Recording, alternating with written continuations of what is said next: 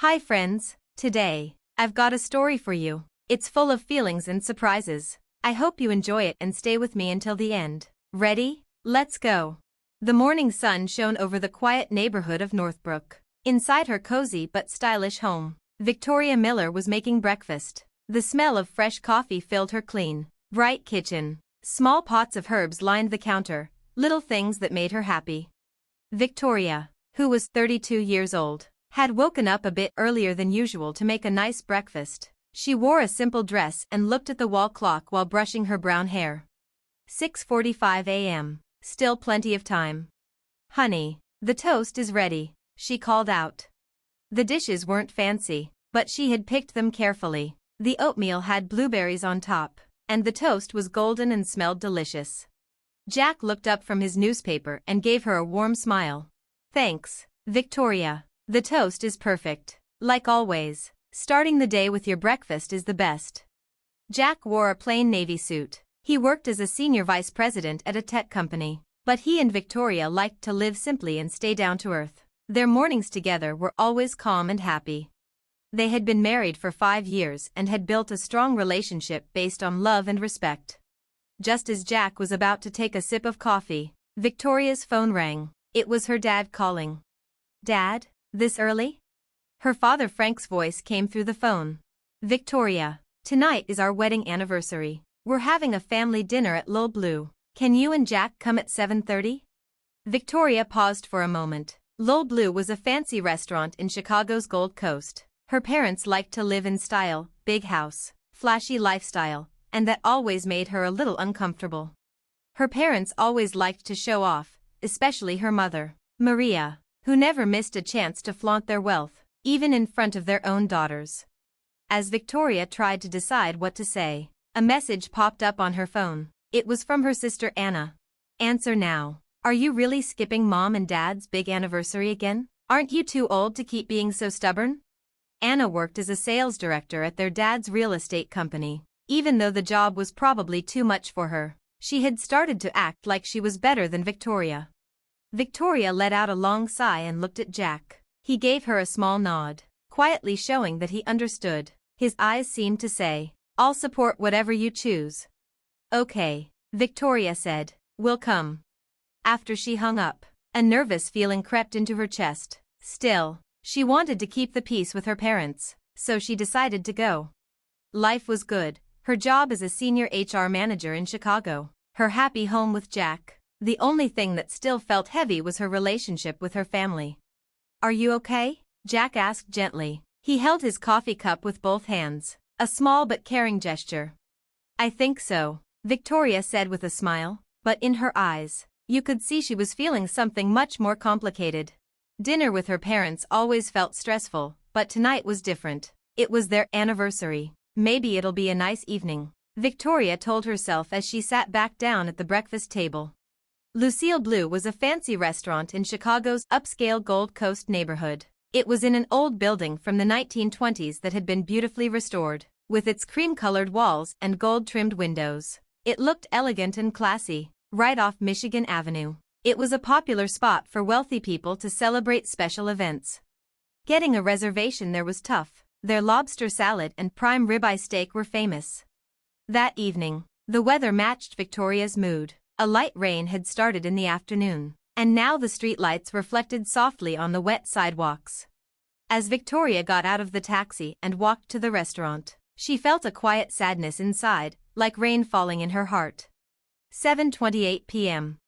She reached for the restaurant's large brass door handle. In the glass, she saw her reflection. She was wearing a deep blue cocktail dress from Taylor. It was stylish but not over the top. Jack had called earlier to say he'd be late because of work. Still, just knowing he would join her later brought her a small sense of peace. He always made her feel stronger. "Miss Miller, welcome." Jerry, the floor manager, greeted her with a polite smile. His perfect posture and neatly tied bow tie showed how professional he was. Every movement he made was calm and practiced. The crystal chandeliers above gave off a warm light, casting soft shadows across the shiny marble floor. "Yes, I'm meeting my family, this way, please."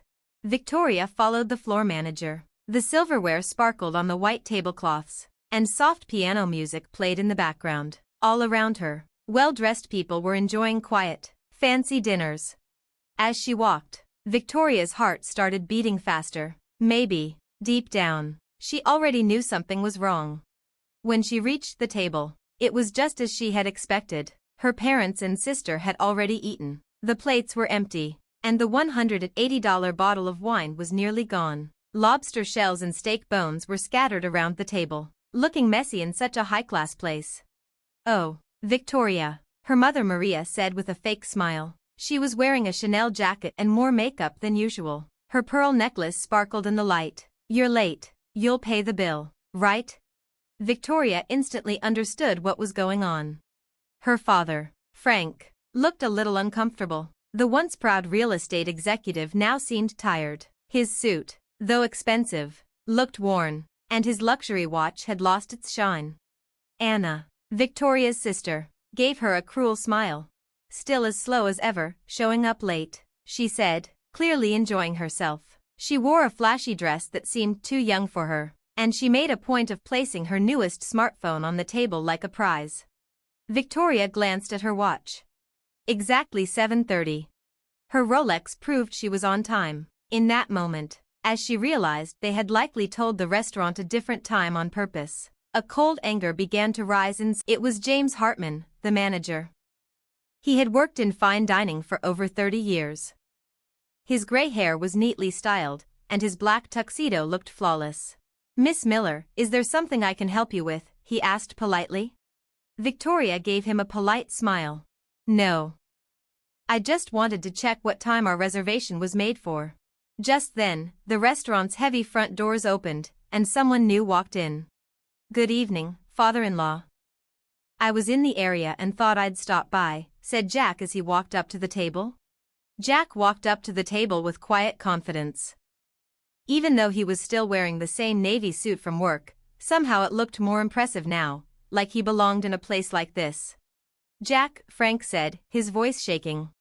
Manager Hartman's face changed the moment he saw him. "Mr. Miller, we've been expecting you." Everyone at the table could tell something had shifted. The manager was speaking to Jack with clear respect, totally different from how he'd acted before. "Let me check our system," Hartman said, taking out a tablet. "The Wilson party's reservation today was for 6 p.m.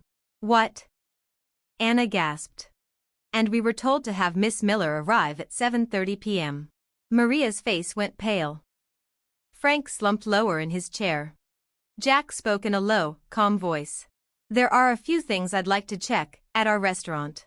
Anna's mouth fell open. "Your restaurant?" "Jack's just an IT guy, isn't he?" Her words hung awkwardly in the now silent room. They sounded weak, almost silly. Jack didn't respond right away.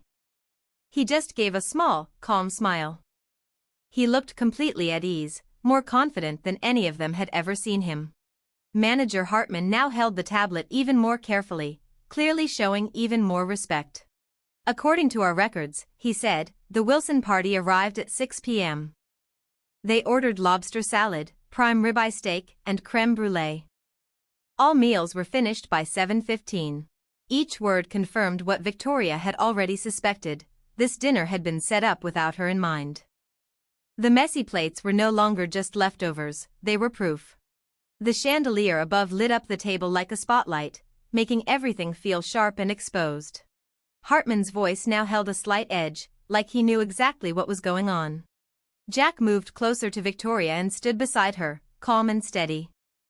He felt like a quiet protector, standing right where he belonged. "Actually," Jack said, "Lucille Blue is." His next words were about to change everything. The air in the restaurant felt heavy, like the whole room was holding its breath. The piano music in the background had changed to a deeper, sadder tune, making the moment even more intense. Outside, the lights of Chicago glowed brightly. On the table, the candle flames flickered slightly, as if they, too, were waiting for the truth to come out. Manager Hartman stood calmly, watching everything with quiet interest. He had seen many things over the years, but even he could tell, this night was different. Maria couldn't keep up her fake smile anymore. Her hands shook as she clutched her handbag. Frank sat frozen, unable to move. Anna stared at her phone like she wanted to disappear, but her hands were clearly trembling. Victoria, though, looked strong. Calm. Her eyes held a quiet resolve. The years of tension with her family were finally coming to a head. With Jack beside her, she felt supported. Jack broke the silence. Shall I explain? He looked around the table. Lucille Blue is the main restaurant of the Chicago Restaurant Group, he said clearly. And I'm one of the people who runs it. The Wilson family froze. Anna stammered, that can't be true. You work in IT. You're just a senior vice president. Jack gave her a kind smile. That's true. But it's only one part of what I do. Manager Hartman stepped in, his voice respectful. Mr. Miller owns 5 high-end restaurants in Chicago. All of them have Michelin stars. Then Jack gently placed his hand on Victoria's shoulder. And the biggest shareholder of this restaurant group, he said softly, is Victoria. Maria's hand shook so much she nearly dropped her champagne glass. But, why? Frank asked, his voice rough. Why didn't you tell us? Victoria answered calmly. Because we didn't think we needed to. Family should never be about showing off or comparing money and status. Then, suddenly, Frank stood up, but instead of speaking, he bowed deeply, falling to his knees on the floor. I'm sorry, he said, choking back tears. I'm so sorry. People at nearby tables turned to look. The sight of a proud, older man bowing in an expensive suit was shocking. The company's in trouble, he admitted. Ever since the 2008 real estate crash, we've been drowning in debt. But I couldn't tell anyone. My pride. I couldn't let it go. Maria began to cry. Her makeup ran down her face. We just wanted to keep up appearances, she whispered. We were scared of losing our place. Scared of being looked down on.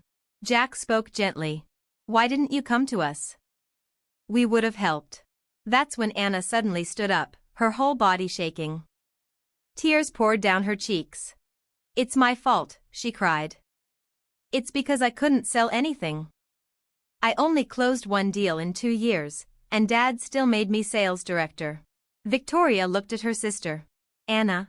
I'm sorry I treated you badly, Anna said through her sobs.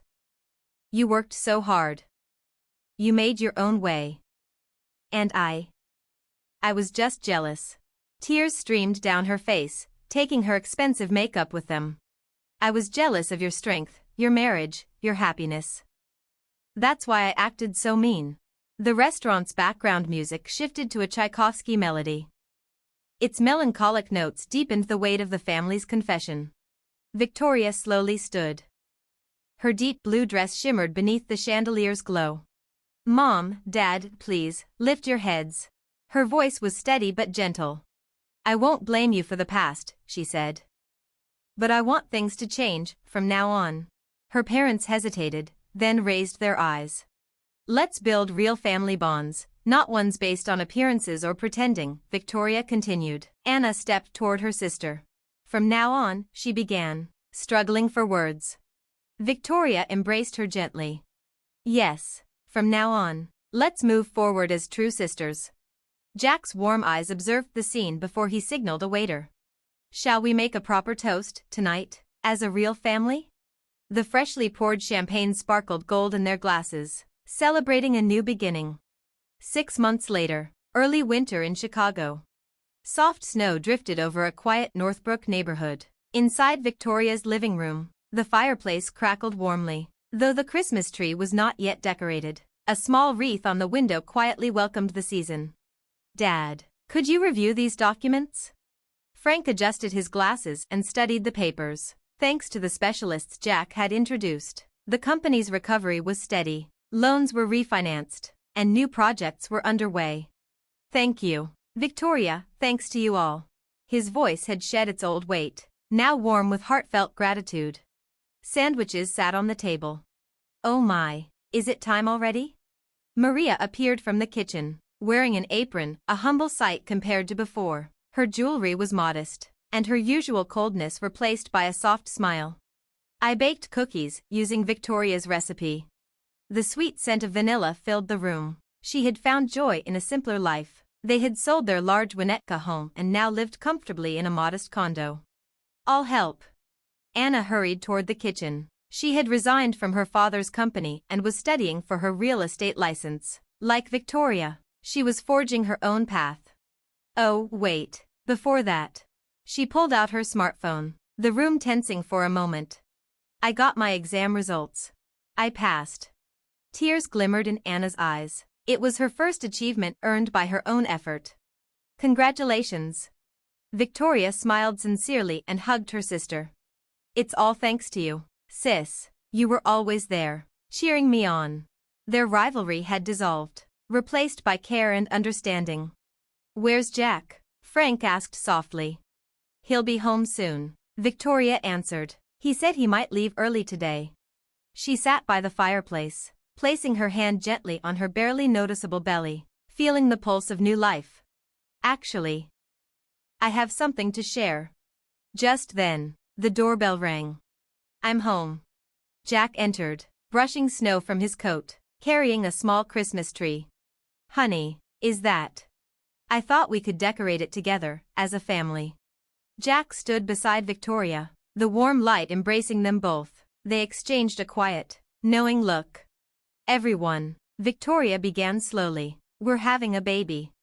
For a moment, silence. Then joy erupted. "Oh my." Her mother clasped her hands over her mouth. "Victoria." Her father's voice trembled. "Sis." Anna rushed forward. The scent of cookies, the crackling fire, the smiles, everything celebrated this moment. "The due date's next summer," Jack added. "A new member of our family." "That's wonderful." Tears sparkled in Maria's eyes. "This time," she whispered, "we can truly be a real family." Frank nodded deeply, peaceful happiness on his face.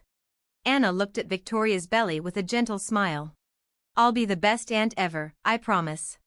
Outside, snow fell quietly, as if gently covering the past's wounds, blessing a fresh start. Victoria looked around at her family. The pretenses were gone, replaced by genuine bonds. These 6 months had been the most meaningful of her life. "Well then," she said, rising, "let's start decorating the Christmas tree, our first memory as a real family." Jack set up the tree. Mother brought cookies. Anna unpacked ornaments. Father added wood to the fire. The room filled with warmth and happiness. Outside the cold remained, but inside was love. This was family. Not money. Not status. But care, support, truth. Victoria was certain now, this was what family really meant. The fireplace flames flickered softly, lighting the beginning of their new journey.